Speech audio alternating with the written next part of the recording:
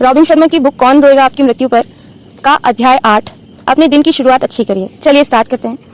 जिस तरह से आप अपने दिन की शुरुआत करते हैं वह यह निर्धारित करता है कि आपका दिन कैसे बीतेगा।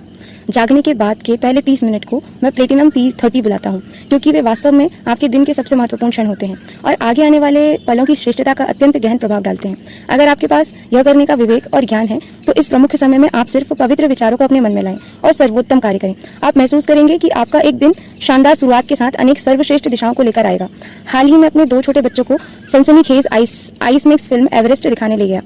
सांस रोक देने वाले दृश्यों और वीरता के खूबसूरत प्रदर्शन के अलावा एक और बात मेरे ध्यान में रह गई, वह यह कि पर्वत की ऊंचाई तक पहुंचने के लिए एक अच्छे बेस कैंप की आवश्यकता होती है।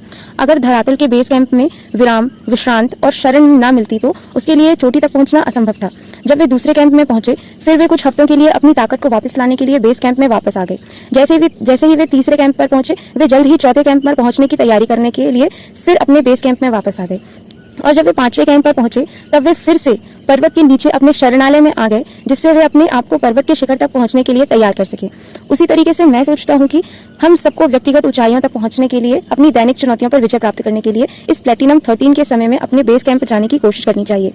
हमें वापस उसी जगह जाने की आवश्यकता होती है जहां हम फिर से अपने जीवन के ध्येय के साथ संबंधित हो जाते हैं, अपना नवीनीकरण कर सकते हैं और दोबारा उन बातों पर ध्यान केंद्रित कर सकते हैं जो सबसे ज्यादा आवश्यक है। आगे के चैप्टर में राइटर ने लिखा है, अपने स्वयं के जीवन में मैंने एक बहुत ही असरदायक प्रातःकालीन पद्धति का विकास किया है जो मेरे लिए दिन की एक शांत एवं प्रसन्नता से भरी हुई शुरुआत करती है। मैं अपने निजी शरणालय में बैठकर बिना किसी विघ्न के उन नवीनीकरण के उपायों का अभ्यास करता हूँ। इसके बाद मैं 15 मिनट का समय मौन मनन में व्यतीत करता हूँ, अपने जीवन की सब अच्छी बातों पर ध्यान केंद्रित करके यह सोचता हूँ कि आगे आने वाला दिन क्या नया लेकर आने वाला है।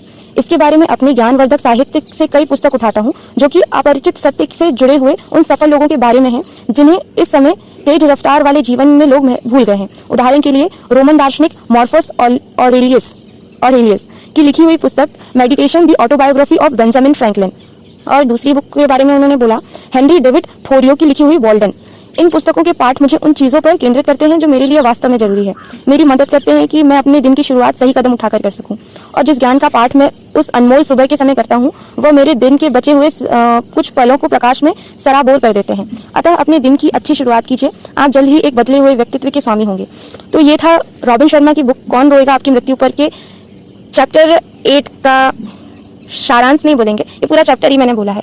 तो आप फिर से इसको पढ़ें और सुने और नई शुरुआत करें। मैंने तो कर दिया आज से फिर अगेन। ऐसा है ना कि गिर रहे हैं, चल रहे हैं, गिर रहे हैं, चल रहे हैं, गिर रहे हैं, लेकिन फिर भी रुक नहीं रहे हैं। तो वो सबसे मेन रीज़न होता है लाइफ का, और लाइफ वही सिखाती है कि एकदम चलते जाओ और अगर गिर जाते हो तो फिर से उठ के खड़े हो जाओ और फिर चलने की कोशिश करो।